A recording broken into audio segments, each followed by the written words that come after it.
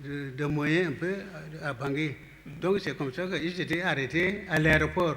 Quand ils sont venus atterrir à l'aéroport, et puis les agents de la DDS les a ramassés directement pour les amener à la DDS. Très bien. Mais il y a l'autre qui m'a dit que c'est le problème de l'ordre de quoi encore là. Ça là même, ils ont ramassé, ils ont saisi tout ça. Y avait-il d'autres détenus étrangers d'autres détenus étrangers, des prisonniers étrangers qui n'étaient pas des Tchadiens? À part ces deux Sénégalais, vous avez constaté d'autres étrangers? Non. Non. C'est deux Sénégalais. L'autre Sénégalais qui est décédé, Demba Gaye, qui a rédigé le certificat de décès? Demba Gaye. Je ne sais pas. Vous avez l'archive devant vous, mais qui aurait signé ça, je ne sais pas. Parce que c'est là-bas, je ne savais pas. Là. Si c'est moi, je ne sais pas. Si c'est qui, je ne sais pas. D'accord. C'est bon. Monsieur le Président, le parc en est terminé. Bien, merci, Monsieur du Parquet. Maintenant, la parole au Conseil des parties civiles. La Chambre souhaiterait qu'à chaque fois qu'un avocat prend la parole, qu'il s'identifie, de sorte qu'on puisse avoir un suivi effectif des intervenants et c'est beaucoup plus facile également pour la lecture en fait, du procès verbal. C'est quelque chose que nous n'avons pas relevé au départ, mais je crois que pour tout un chacun, ce serait intéressant. Merci. Merci, Monsieur le Président. Je suis Maître Jacqueline Moudeina, avocat des parties civiles. Bonjour, Monsieur Saria. Merci. Merci. Dans le dossier, nous avons beaucoup de certificats médicaux.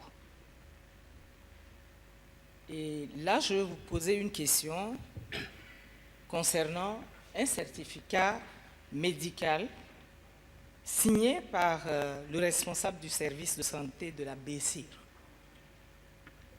Il s'agit d'un certificat médical qui fait état du décès du commandant Galliam. Et à l'époque, le responsable de la BCIR, de la santé, responsable du service de santé de la BCIR, c'était vous. Avez-vous signé un certificat médical faisant état du décès du commandant Galliam? Merci.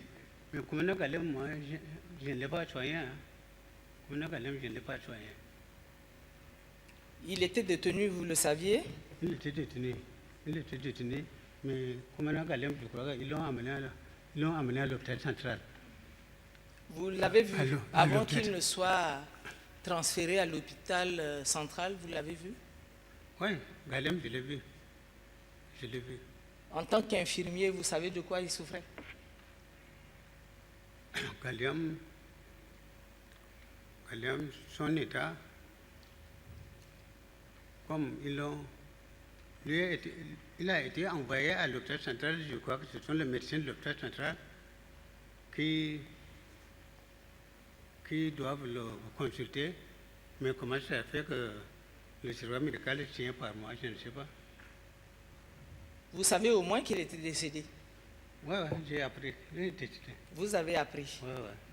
Et vous avez appris simplement qu'il est décédé, mais vous ne savez pas qu'est-ce qu'on a fait de sa dépouille mortelle? Non. Non? Non. Et il y a un autre certificat médical également. Cette fois-ci, il s'agit de M. Kossi Ngagé. Ce certificat médical est signé de M. Saria Asnegui. Oui, vous l'avez réellement signé? Mais vous voyez, maître, vous voyez, parce que ça, une affaire qui a l'événement qui s'est passé 32 ans,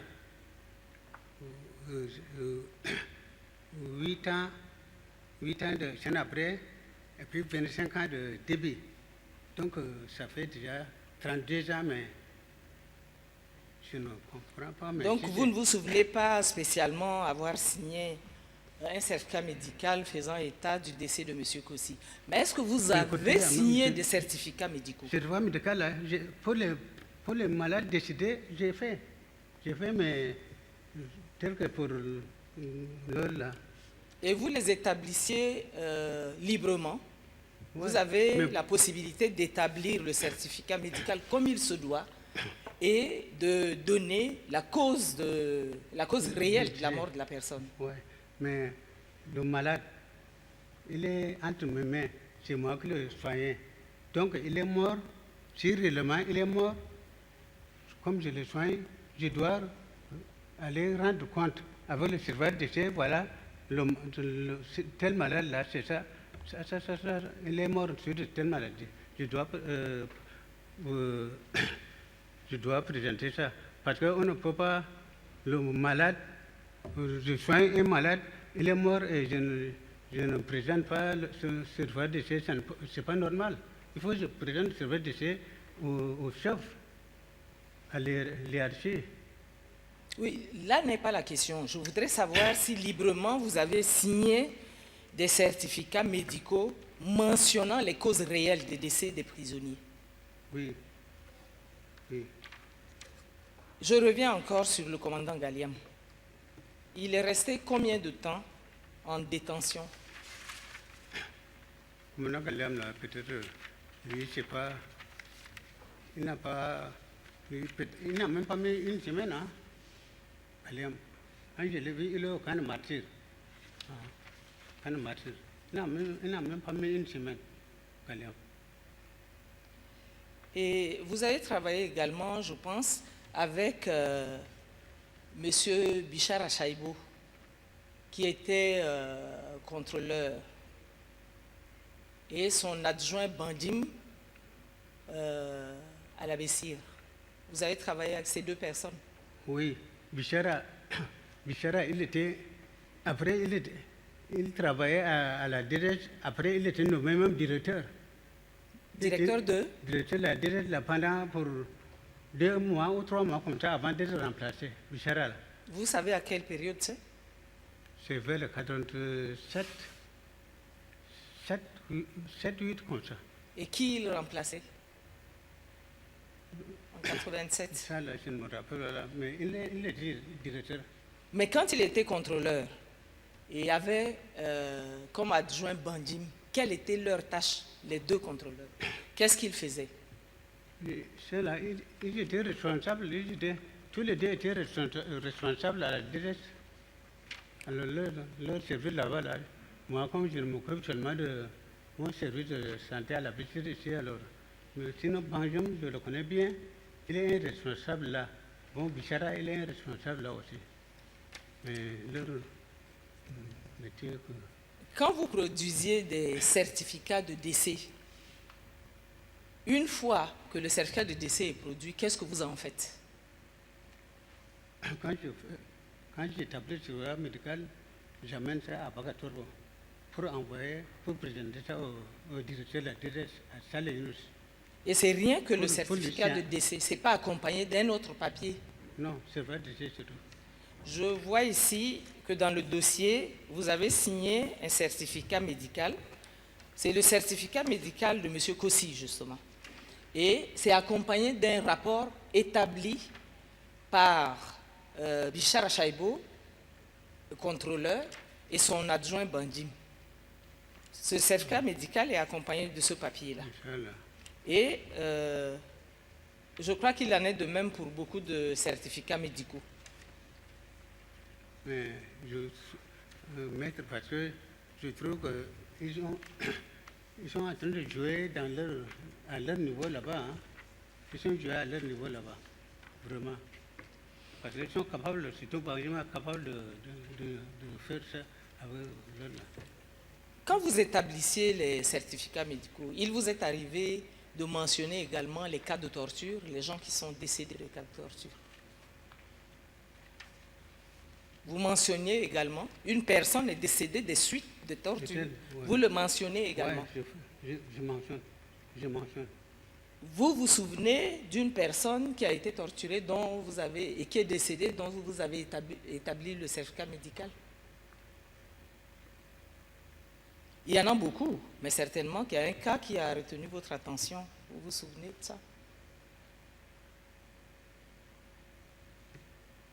Ou bien je repose la question autrement. Ouais. Vous établissez des certificats médicaux. Je vous ai demandé Ouais. si vous avez eu connaissance des cas de torture et si vous avez eu connaissance des personnes mortes suite des cas de torture. Et est-ce que vous avez établi des certificats médicaux dans ce sens? Est-ce que vous avez un cas qui a retenu votre attention? Je ne crois pas. Je ne crois pas. C'est-à-dire, vous ne croyez pas, c'est-à-dire vous n'avez pas établi Ouais. des certificats médicaux pour Voilà. des gens décédés suite de torture? Mais pour moi, tel que depuis presque une semaine, 2 semaines, le type a été bâtonné. Mais après ça, le temps mis, il est venu mettre du temps en prison. Et puis, par suite, il est mort. Par suite, il est mort. Là, je peux dire que ça. Bon, le type était mort suite de telle maladie, suite de telle torture par le dos, des trucs comme ça. Ça, je peux le faire. Voilà, c'est exactement ça ce que je vous pose comme question. Je cherche à savoir si vous avez établi des certificats médicaux Ouais. mentionnant qu'il y a eu des personnes qui sont mortes suite de torture. Voilà. Donc Ça, c'est je justement le ça fais. ma question Voilà. et Je vous le avez fais. répondu. Ça, oui. Expliquez-nous un peu comment ça se passe quand les gens sont torturés. Parce que tout à l'heure, je vous suivais, avec beaucoup d'attention d'ailleurs. Vous dites que les gens sont ramassés dans différentes cellules pour être amenés à la DDS, à la torture. Ouais. Et après cela, comment ça se passe? Mais quand ils ramassent, parce que quand ils commencent par ramasser, ils amènent une liste. C'est après Torbo qui établit une liste et puis il envoie son Abba Moussa avec le chauffeur. Allez-y au locaux, tu me ramènes celui-là, avec une liste de 5 personnes à la DTS, non, aux locaux. Après ça, vous continuez par camp de martyrs, tel, celui-là. Donc ça fait 6 ou 7. Bon, vous continuez, vous revenez me trouver à la DTS maintenant, à la direction là. Bon, ils les amènent, ils les interrogent, ça je ne sais rien. Parce que leur direction là-même, nous les soignants, on n'a pas. Ils ont une chambre là où ils torturent les prisonniers là. Nous, on connaît, nous-mêmes, on ne nous permet pas de regarder longtemps devant la porte. On ne nous permet pas.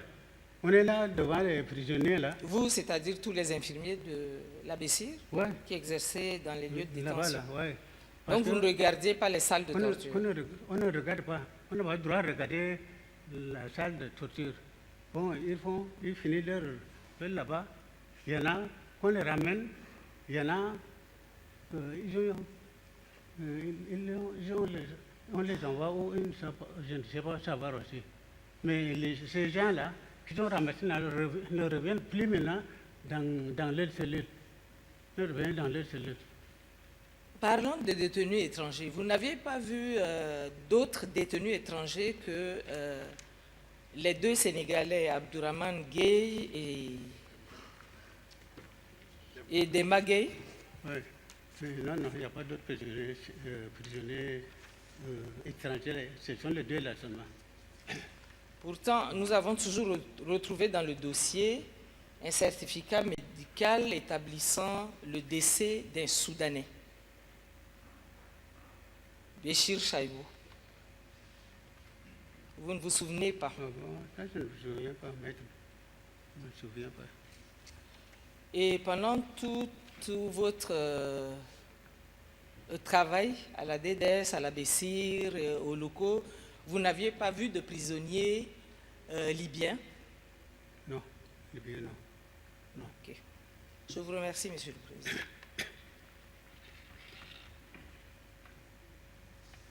Merci, Monsieur le Président. Monsieur Dono, je suis maître Yarefal, je suis avocat de 2 organisations de victimes qui sont parties civiles dans ce procès. Alors, j'ai entendu tout à l'heure votre déclaration relativement à votre temps de service, votre temps de travail. Vous partiez à 7 heures faire votre travail et vous quittiez à 13 heures, c'est bien ça? 15 heures. À 15 heures. 15 heures, Après votre travail, vous rentrez chez vous, à la maison. oui. Ouais, à la maison.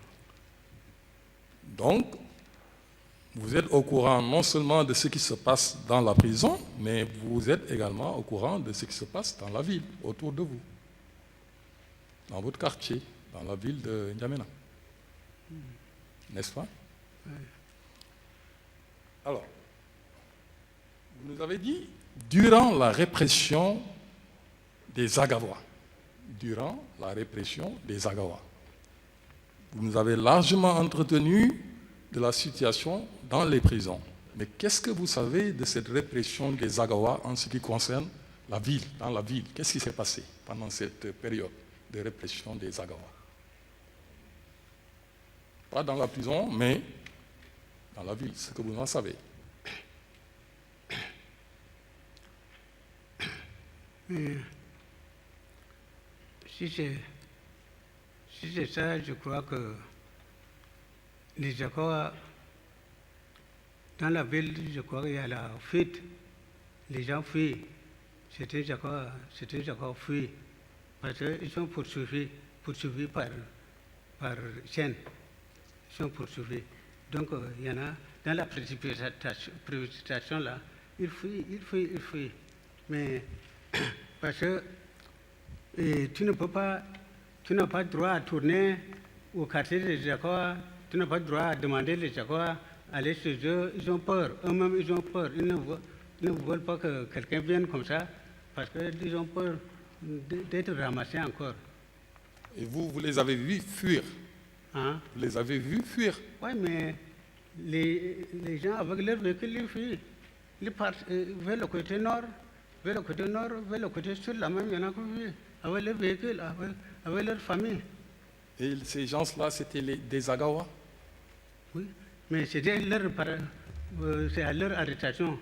Leur arrestation, là, ils sont en train de les poursuivre pour les arrêter. C'est comme ça qu'ils cherchent à précipiter pour fuir. Et vous avez vu ça de vos yeux, vous les avez vus fuir? Mais Et poursuivis par les agents de la DDS, vous les avez vus?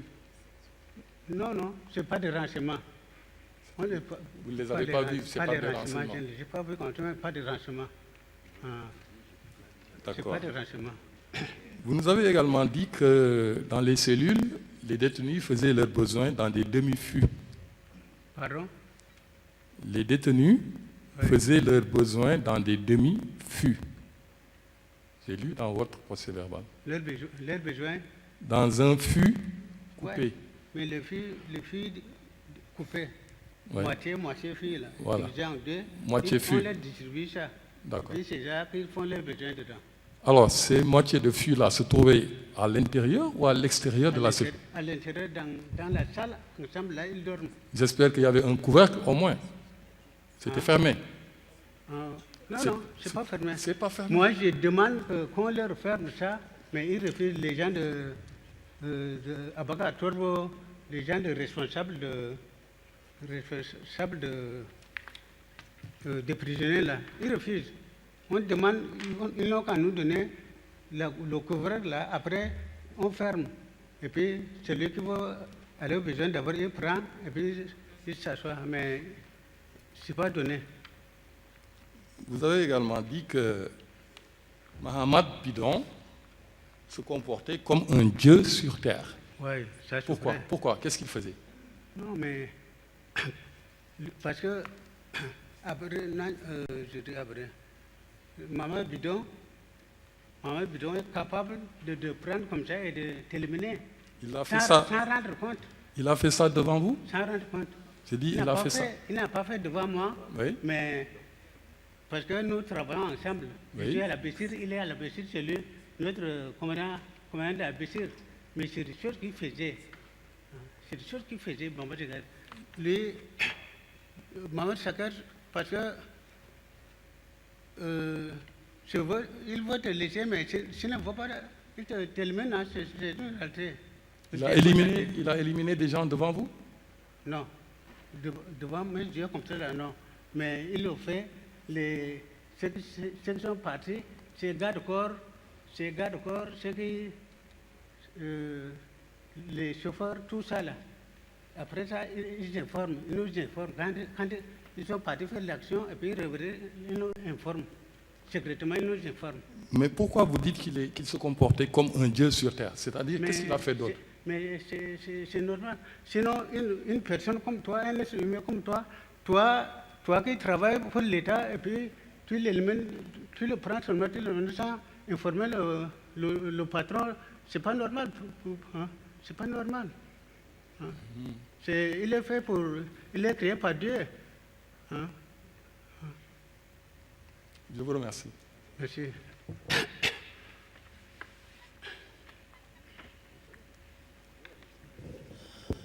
Je suis maître Delphine Kemnelum Djiraïve.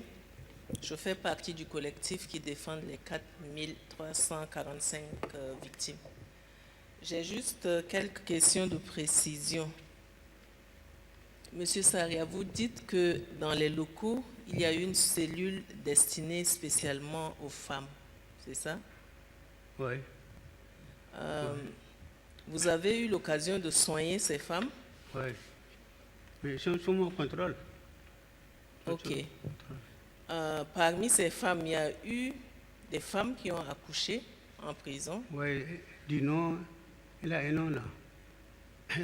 Il a accouché là-bas. Même son enfant a accouché là-bas là même. Elle lui a donné le nom d'Abaga Torwo. Abaga Torwo, c'est lui, le chef de service pénitentiaire. Elle a donné son nom à son fils là, qui est né en prison là.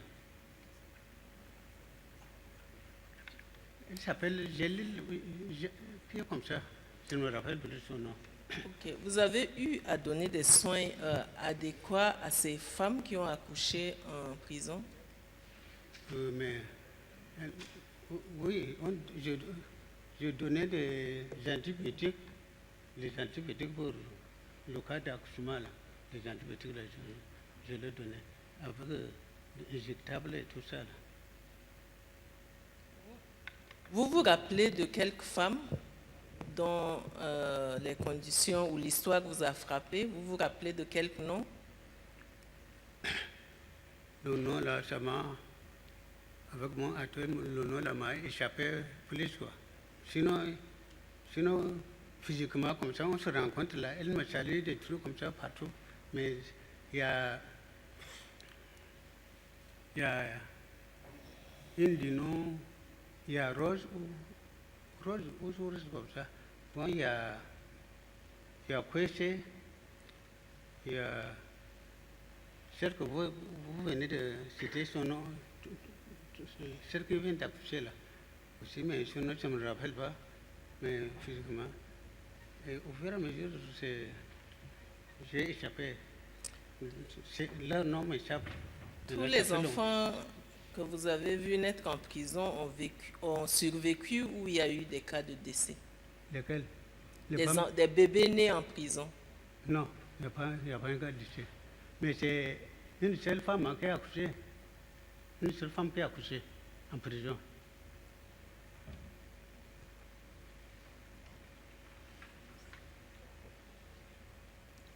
Pourtant, vous avez dit dans votre déclaration qu'il y a eu une femme qui a accouché. Vous parlez d'une qui a accouché et qui a donné le nom d'Abakatogo à son enfant. Et vous parlez d'une autre femme, vous dites du nom Ginette Ngarbay, qui a également accouché en prison. Confirmez cela? Excusez-moi, c'est ça. Je- Et vous dites que C'est- ces femmes ont accouché sans aucune assistance et leurs enfants qui vivaient avec elles dans les cellules n'ont jamais été pris en charge non plus. Non, pris en charge, non. Elles ne sont pas prises en charge. Mais des soins pour la femme même, là, les 2 premiers jours, 3 premiers jours, là, on les soigne. Ça, c'est les soins quand même. Merci.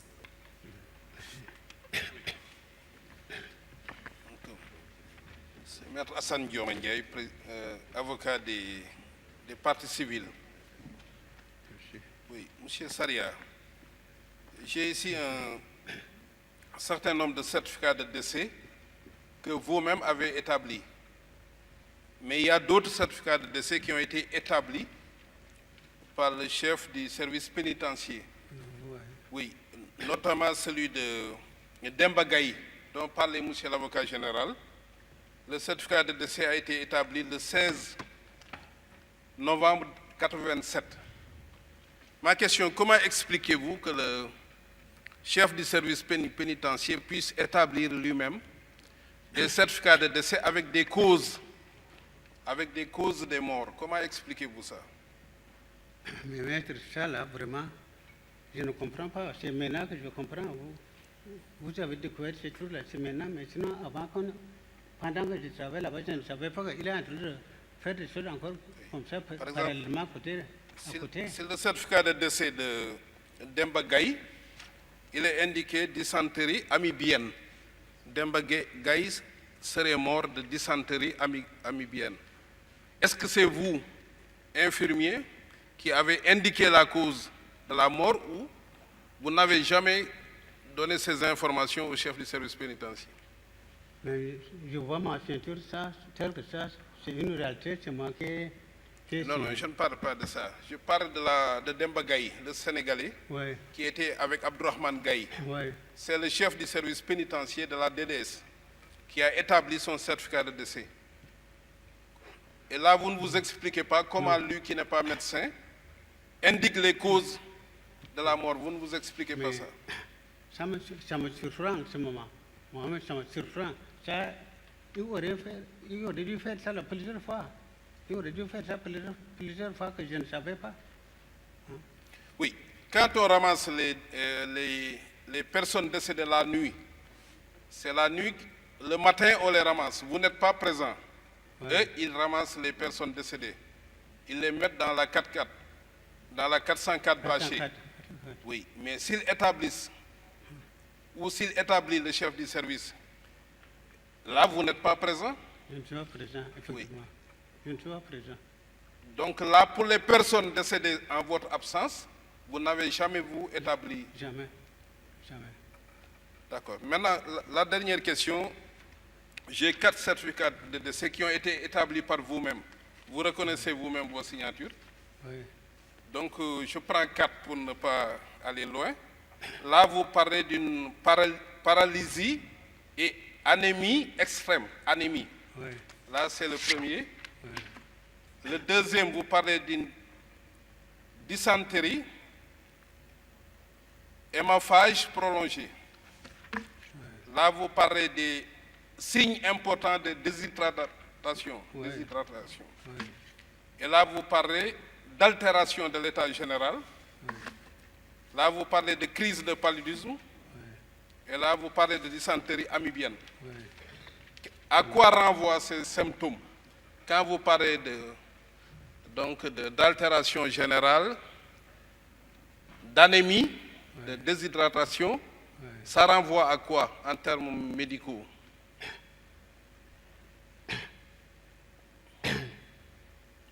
Mais ça, c'est en général, c'est la malnutrition. C'est la malnutrition. Donc, absence d'eau. Donc, Ouais. vous avez décelé des signes. Les personnes ne buvaient pas. Ouais. Si c'est déshydraté, le corps était déshydraté. Déshydraté. Quand vous parlez d'anémie, Ouais. c'est là, donc, vous parlez de malnutrition. Ils n'ont pas trouvé de bonne alimentation. Il n'y a pas d'alimentation. Et qu'est-ce que vous aviez comme médicament, comme thérapie par rapport à... S'il vous plaît, monsieur le témoin. Comme ça, on demande les Oui, médicaments. il faut parler dans le micro. Parce que nous aussi, on a non seulement on a besoin de vous entendre, mais en plus, c'est que ce que vous dites là, c'est enregistré. Et si vous ne parlez pas dans le micro, terminé, on ne peut plus vous entendre. OK? Donc, essayez de parler toujours dans le micro.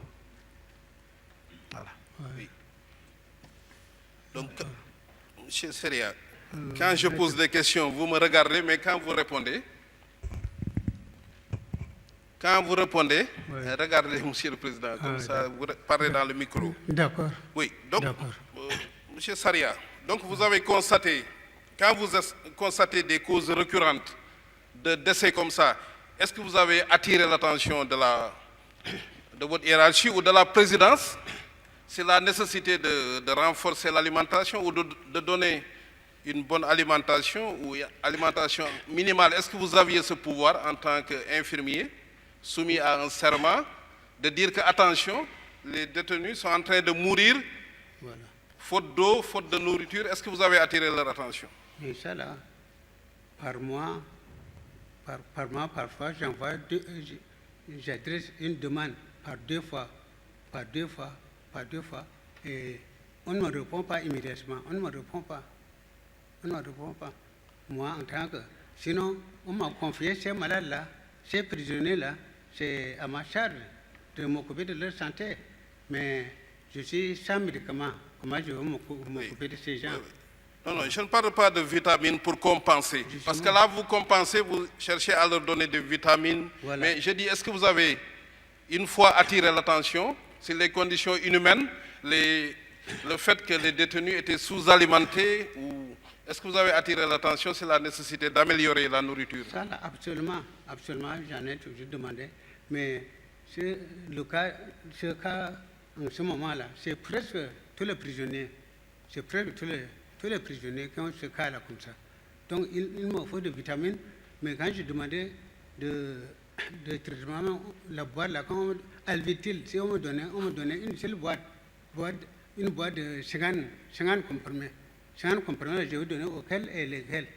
Donc, c'est les plus frappants que je donne à ceux les plus frappants, mais les autres plus frappants d'abord. Mais les autres, ils doivent attendre pour que prochainement. Mais prochainement, on me donne toujours la commande, on me livre ma commande là, je peux trouver une seule boîte de Alvitil, de vitamine Alvitil seulement. Au moins 3, 4, 5, 6 boîtes comme ça peut me permettre de soigner normalement mes malades. C'était ça. D'accord, merci. Merci.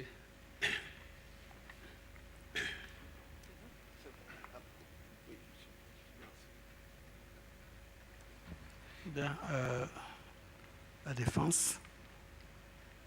Des questions pour le témoin?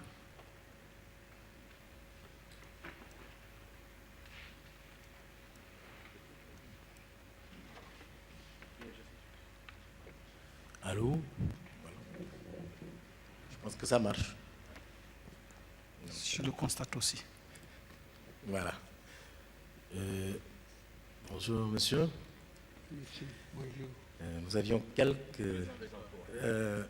Maître Abdoul-Ning, commis d'office pour la défense de monsieur le président Habré. Voilà.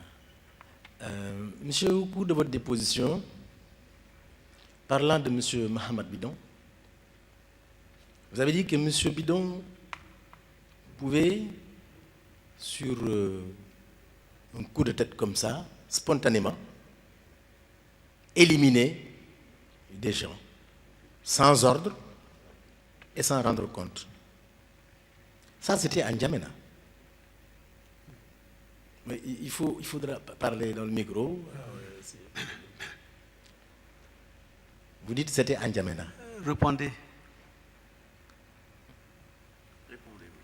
Monsieur le témoin, il faut répondre, parce que si vous faites un signe de la tête, Si on ne regarde pas, on ne sait pas. Alors qu'on a besoin de savoir au niveau du procès verbal. Répondez à la question, oui ou non? S'il vous plaît, reprenez. Voilà. Vous avez dit tout à l'heure, au cours de votre déposition,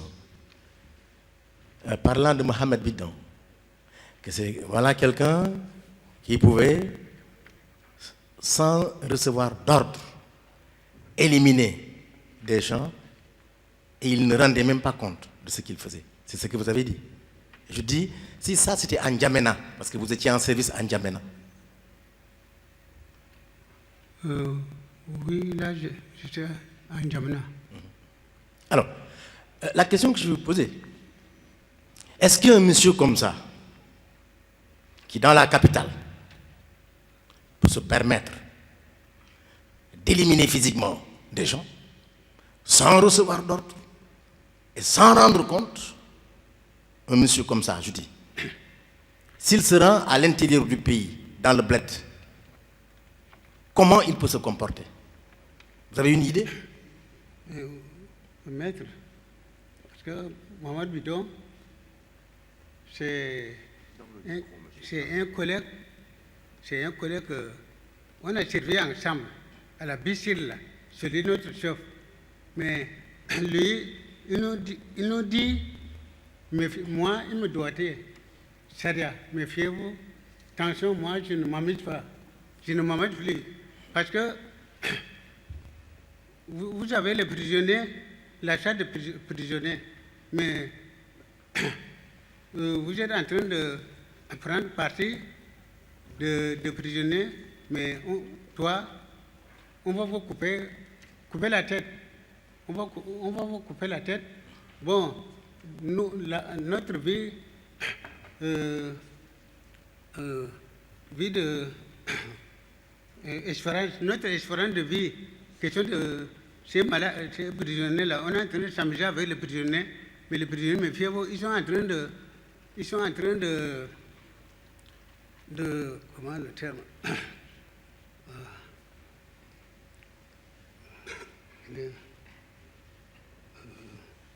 Ils sont en train de... Il y a un terme là qui m'échappe. On est en train de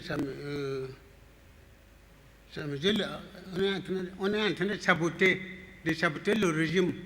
On est en train de saboter le régime. Donc, votre espérance de vie est de 3 jours. On vous met en garde et puis le 3e jour, c'est tout, on vous élimine. Ça là, il m'a plusieurs fois, il nous a répété ça, que nous nous méfions. Ça, c'est l'ordre de judiciaire. Mohamed Bidon, c'est comme ça que je me suis méfié.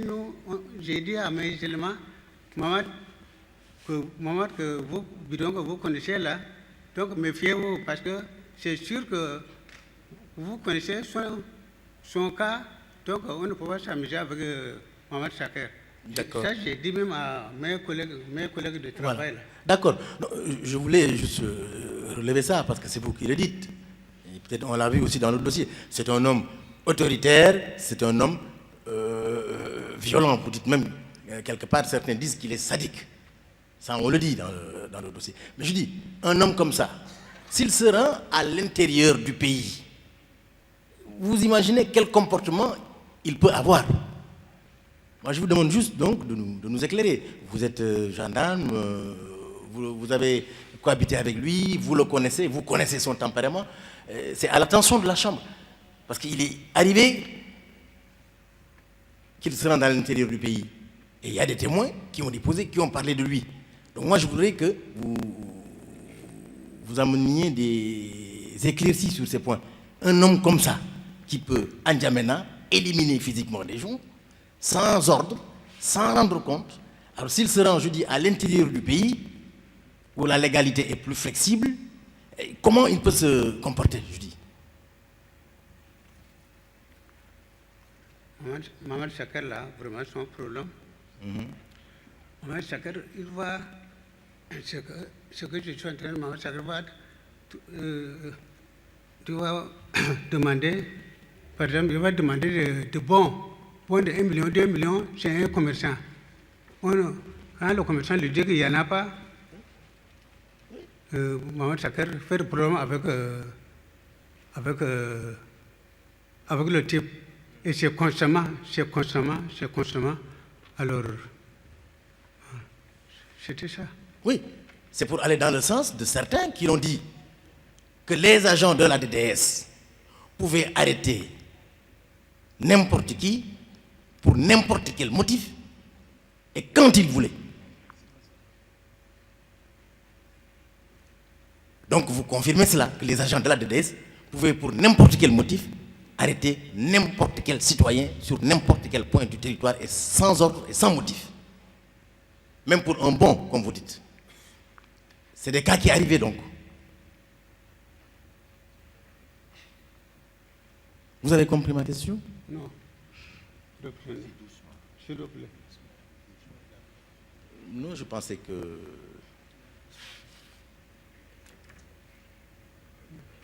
Je vous écoute. Ahmed Bidon. Mohamed Bidon. Bidon. Oui. Ainsi que d'ailleurs tous les agents de la DDS. Oui. On dit que ces gens-là, ils pouvaient arrêter n'importe qui, n'importe où, et pour n'importe quel motif, sans recevoir même d'ordre, ou même pour de faux pour des prétextes, pour de faux motifs, ils peuvent arrêter, comme vous voulez le dire. Vous le confirmez donc? Dans le micro. Vous le confirmez? Je le confirme. Je le confirme. Alors, vous avez dit dans votre procès-verbal que pendant tout votre séjour à l'Abzir, vous l'avez dit sincèrement, vous l'avez dit sans haine, ni crainte, vous avez dit que vous n'avez jamais vu M. Habré à l'Abzir. Vous le confirmez? Oui ou non? Oui. Vous n'avez jamais vu M. le Président Habré dans vos locaux? Non, je ne l'ai jamais vu. Vous ne l'avez jamais vu de vos yeux? Je l'ai vu.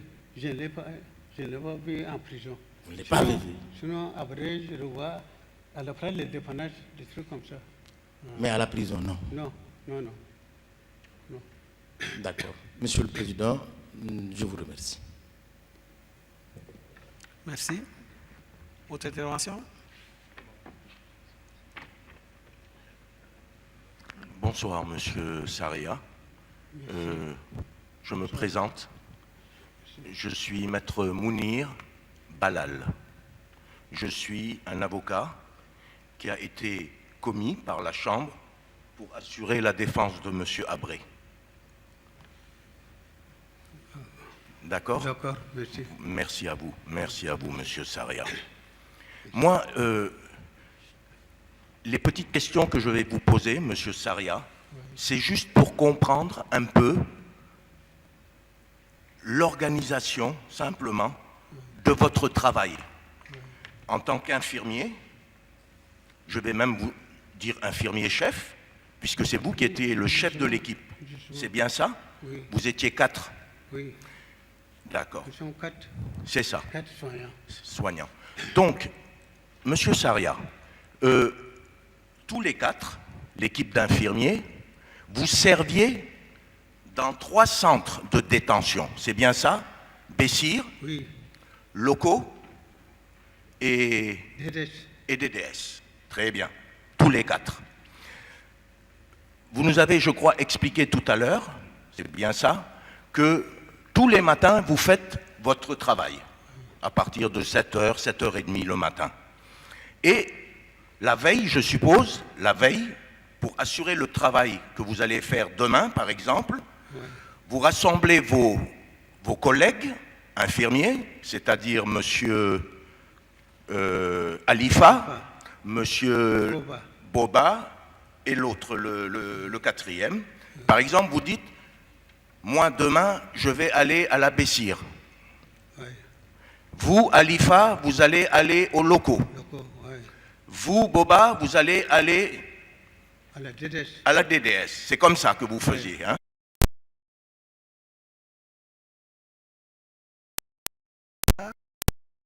comme si c'était vous qui témoignez. D'accord, oui. Voilà, je préfère Ou alors, que vous lui posiez la Moi, question. oui, c'était un peu... Non, pour qu'il puisse lui-même dire exactement ce qu'ils font. Ce n'est pas à vous de lui proposer une solution préalable. Vous avez peut-être raison, monsieur. Alors, comment organisiez-vous votre travail? Voilà, je vais poser la question comme ça. Si vous pouvez nous expliquer, avec votre équipe, comment vous organisiez votre journée de travail? D'accord. Comme d'habitude, c'est le matin qu'on travaille. D'accord. On quitte la maison là-bas, on arrive dans notre lieu de travail. 7h, 7h30, nous sommes là. C'est comme vous venez de dire là également. Bon, Alifa, tu t'occupes de la DDS. Bon, faut pas. Toi, tu vas au marché. C'est le même travail, c'est comme ça que nous sommes en train de faire aussi. Bon, allez-y consulter. Une fois consulté déjà, parce qu'il faut qu'il amène des... Il n'amène pas le registre. Le registre là est gardé au bureau. Il amène de feuilles. Des fiches. De feuilles ordinaires. Bon, pour aller enregistrer d'abord les malades. Donc il ramène tout ça au bureau.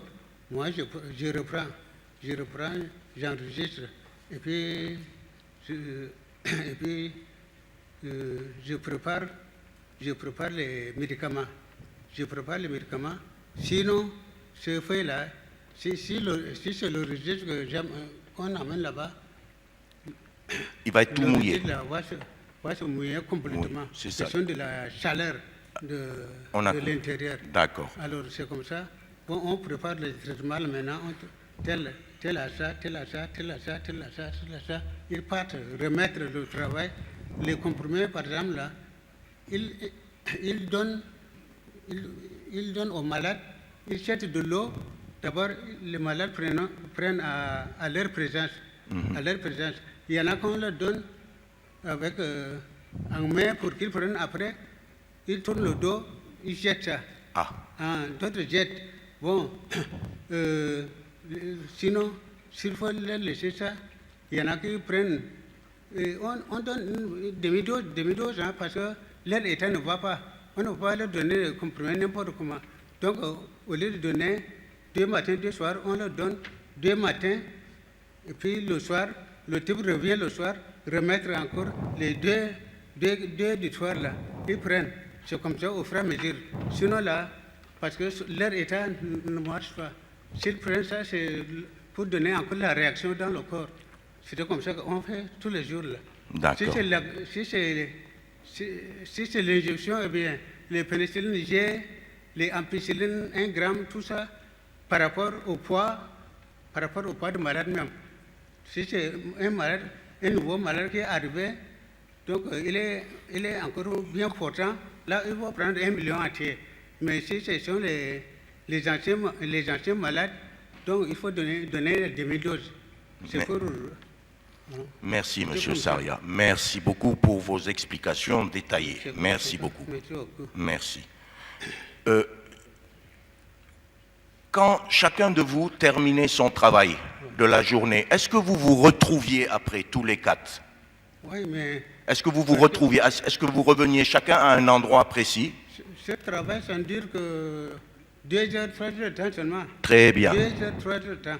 Et puis ils reviennent, on se retrouve tous au bureau. Au bureau, à la Bessire. À la Bessire. Très bien. Pour soigner maintenant les personnels. Pour soigner maintenant le personnel. Ouais, d'accord. C'est comme ça. Donc le on peut... matin, là, on s'occupe tout d'abord des prisonniers. Très bien. Donc vous vous occupiez chacun de son côté, voilà, dans un centre de détention des prisonniers. Voilà. Ensuite, donc, on peut raisonnablement dire vers 11h midi, vous vous retrouviez tous au bureau à la Bessire, et là, vous vous occupiez du personnel. Très bien. Monsieur Saria, oui, est-ce qu'il y avait dans votre organisation de travail une équipe de nuit? Est-ce qu'il y avait, par exemple, un jour, c'était vous qui assurez la garde la nuit? Un autre jour, M. Alifa un autre jour M. Boa à tour de rôle pour la garde de nuit? On n'assure pas la garde. Nous, les infirmiers, on n'assure pas la garde. La nuit? La nuit. La garde, s'il y a un cas beaucoup frappant, le véhicule va nous chercher à la maison, on vient, on voit le cas de malade, on le soigne et puis on repart. Le véhicule nous ramène. Donc ma question, je vais la reformuler, Monsieur Saria, avec votre permission. Autrement dit, aucun de vous quatre ne passait la nuit à la Bessire, aux locaux ou à la DDS? Non. Jamais? Non. Jamais? Jamais. Sinon, ce sont les éléments de garde. Il y a 12 éléments. 12 éléments qui gardent les prisonniers la nuit, là, oui. surtout les 12. Mais ça ne nous concerne pas. Le gardiennage, ça ne nous concerne pas, nous les infirmiers. Donc jamais aucun de vous quatre n'a passé une nuit là-bas? Non, non, non. S'il y avait une urgence, c'était un garde qui venait vous annoncer à la maison? Le véhicule va nous chercher. Je vous remercie de cette précision. Merci. Merci à vous, Monsieur Saria. Merci beaucoup. Merci. Merci à vous. Monsieur Saria, Oui. tout à l'heure, quand vous donniez des explications, vous nous disiez que des fois, il arrivait que des malades même ne veulent pas prendre les médicaments. Ils les jettent. Quand Les jettent. Ça existait, ça? Ça existe. Beaucoup D'accord. jettent. On retrouve demain matin, on revient là, on retrouve les comprimés là partout. Partout. Là, ils donnent dans les cellules, là, on trouve des comprimés. D'accord. Ils, Donc, ils mettent et puis ils donnent dessus. d'accord. Donc il y avait des prisonniers qui refusaient Oui. de prendre les comprimés. Ils refusent. Est-ce qu'il y avait des prisonniers aussi, des fois, qui refusaient de manger? Oui, beaucoup refusent. Beaucoup D'accord. refusent, mais ils sont obligés parfois, là, 1 mois, 2 mois plus tard, ils sont obligés de toucher. Eh oui, S'ils ne touchent pas, il n'y a pas autre chose. eh oui. Sinon, ils refusent. D'accord. Une première semaine, 2 premières semaines, là, ils pensent que peut-être ils seront retraités, ils seront libérés dans une semaine, dans deux semaines, peut-être c'est comme ça. Mais ils voient que ça continue déjà là. Ils sont obligés de toucher. Mais ils touchent dans un état comme ça, c'est tout. Hein. Merci, Monsieur Saria, merci. Vous n'êtes pas fatigué? J'ai encore 1 ou 2 questions à vous poser. Je peux y aller? Allez-y. Merci, Allez-y. Monsieur Saria, Je suis à merci votre beaucoup. disposition, jamais. Pendant toute cette période où vous étiez en service, vous nous avez fait part de 2 cas où il y aurait eu des accouchements dans la maison, enfin dans les maisons d'arrêt, dans les centres de détention, hein? Oui. C'est ça? Il y a eu 2 femmes seulement Oui. qui ont accouché. Oui. Elles ont accouché à terme des bébés qu'elles ont gardés avec eux par la suite? C'est tout. Oui, elles ont accouché normalement, je veux Ils ont dire, à accouché- terme? Ils ont accouché normalement. À terme. À terme. Vous les avez soignés pendant 2-3 jours? Oui, 2-3 jours pour le suite d'accouchement là. D'accord. Il faut que je les soigne avec les antibiotiques pour les D'accord. Et elles ont gardé leur bébé, comme vous avez dit, avec elles? justement. D'accord. Donc, à leurs enfants. D'accord. Elles ont gardé leur bébé avec elles. Oui. Vous n'avez pas eu connaissance d'un autre accouchement prématuré, d'un enfant mort-né? Là-bas, là, non. Un enfant mort-né, prématuré? Là, je ne me rappelle pas, mais vraiment, peut-être, je ne me rappelle pas. D'accord. Je Ok. dois oublier. D'accord. D'accord. Je vais finir par cette dernière... Oui, je vous en prie. Maître, Oui, au micro, s'il vous j'ai plaît. un Oui. cas Pardon. que j'ai omis de vous expliquer. Parce que là, on ne m'a jamais permis, j'écrivais pour demander l'autorisation de transférer les malades à l'hôpital central, mais on ne m'a jamais accordé. On ne m'a jamais accordé sur les prisonniers de la DDS, les prisonniers là. Je fais mention sur leur état De santé? de soins, état de soins de tels prisonniers, mais j'explique tout ça, mais on m'a dit non. Parce que s'il meurt, il faut laisser mourir. Pourquoi l'amener à l'hôpital central? Pourquoi? D'accord. On m'a interdit comme ça. D'accord. Je n'ai jamais envoyé. C'est au début, vers les 82, 83, là, on m'autorise quand même pour 2-3 malades. Là, j'ai accompagné quand même des malades comme ça à l'hôpital central, mais sinon, depuis lors, là, autorisé comme ça pour qu'ils viennent à l'hôpital, il n'y en a pas. Il n'y en a pas. Il y en a pas. D'accord. Je crois qu'il y a eu 2 cas qui ont été répertoriés dans les déclarations de M. Alifa. Il paraît qu'il y avait le commandant Galiam. Lui, on a autorisé qu'il aille à l'hôpital, c'est ça? C'était vous à l'époque? Vous étiez là? J'étais là. D'accord. Il y avait le commandant Galiam et il y avait, au dire de M. Alifa, il y avait également un commerçant libanais du nom de Ali Daoud. C'est ça? Un commerçant libanais du nom de Ali Daoud. Vous avez connu un Libanais, Ali Daoud? Oui. Ali Daoud, je le connais, mais je ne l'ai pas. Je crois que je suis déjà, je ne suis pas peut-être là, mais je ne l'ai pas vu. Ali Daoud, je le connais. Oui, il était en prison? Il était arrêté en prison? C'est M. Alifa qui nous a dit qu'il était à la prison des locaux. Ah bon? Oui. Mais si c'est ça, là, il n'a pas. Là, je ne suis pas là. Peut-être que je serai quelque part, je ne sais pas. Ou pour un cas social, des trucs comme ça, mais sinon, Ali Daoud, je ne l'ai pas vu. En prison? Dans la prison, en prison. Je ne l'ai pas vu. D'accord. Sinon, je le connais. D'accord. C'est M. Alifa qui disait qu'il y avait 2 cas seulement qui avaient été examinés par l'hôpital central. C'est le commandant Galiam et ce commerçant d'origine libanaise qui s'appelle Ali Daoud. Voilà. Vous le connaissez dans la ville, quoi? Je le connais dans la ville. C'était un commerçant. D'accord. On partait acheter même des biens là chez lui aussi. D'accord. D'accord. Ali Daoud, je le connais. Même ses enfants, tout ça. D'accord. D'accord. Voilà. Je vais finir par cette question qui est très simple.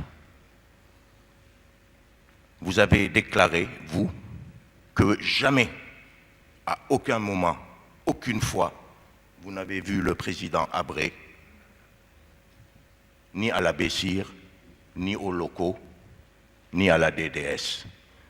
C'est exact? Vous confirmez? Je confirme, je ne l'ai jamais vu. Je vous remercie. Je ne l'ai jamais vu en prison, là. Il est parti en expulsion comme ça, je ne l'ai jamais vu. Sinon, après, c'est au moins plat de l'épannage. À l'occasion des cérémonies. Des cérémonies, là, je l'ai vu, là. Je vous remercie, M. Saria. Merci. Je vous remercie.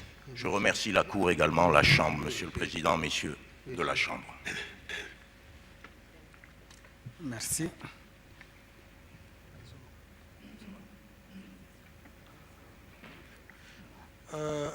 Monsieur le témoin, tantôt à une des questions, ou en tout cas c'est le résultat d'une des questions, vous avez dit qu'il y avait des prisonniers qui refusaient de prendre leurs médicaments.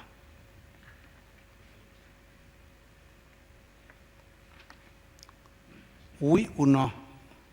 Vous avez déclaré, monsieur le témoin, vous m'entendez? Vous entendez? Oui, je vous écoute. Ok, vous m'écoutez.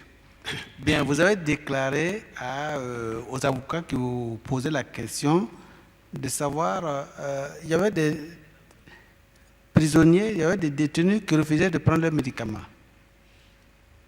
C'est ça? Oui. Mais pourquoi ils refusaient de prendre les médicaments? Mais ce n'est pas tout le monde, hein? D'accord, mais ceux qui refusaient là. Quelques-uns là, sincèrement, ça j'ai vu en tant que tel.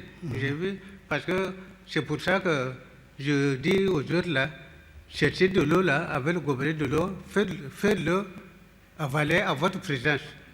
Sinon, il y en a qui disent que non, donne-moi, après d'abord je veux manger, d'abord je veux prendre. Mais il prend là, au lieu d'avaler pour sa santé, il y en a qui refusent. Et pourquoi ils refusent? Pourquoi ils refusent? Alors, qu'est-ce qu'on va faire, c'est ça? Pardon? Mais si c'est en prison, on le force là, il avale. Oui, mais pourquoi ils refusent? Pardon? Pourquoi ces prisonniers refusent d'avaler les médicaments? Mais ça, peut-être c'est lui-même qui ne s'intéresse pas. Tel que des nivaquines, des aspirines, etc., par exemple. C'est ça. Au lieu d'accepter avaler pour le cas de paludisme comme Djamena, là. C'était ça, mais d'autres refusent. Ils D'autres refusent. prennent. Pas de raison. Et pourquoi ils refusent de manger? Pardon? Pourquoi ils refusent également de manger?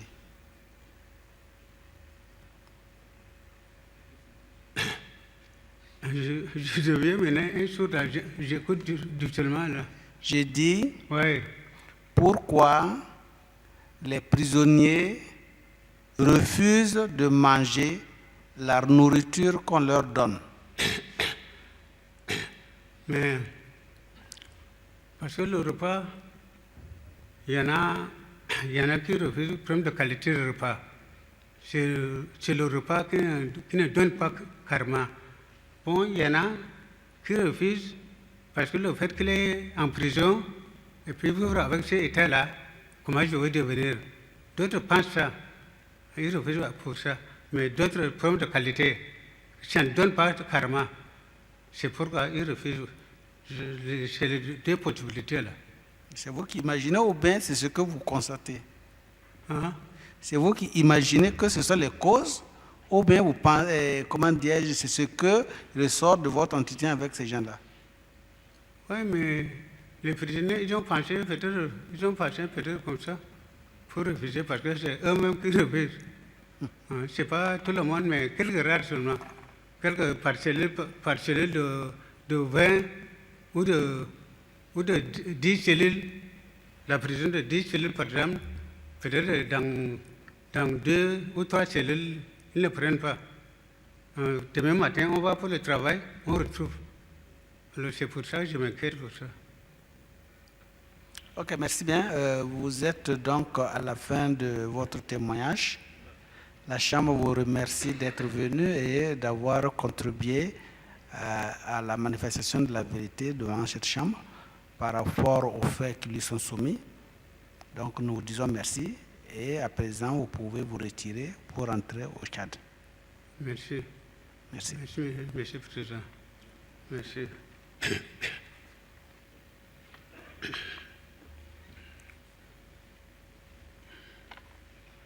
Bien, nous allons aussi observer une pause de 15 minutes et revenir à 16 h avec un autre témoin. Merci.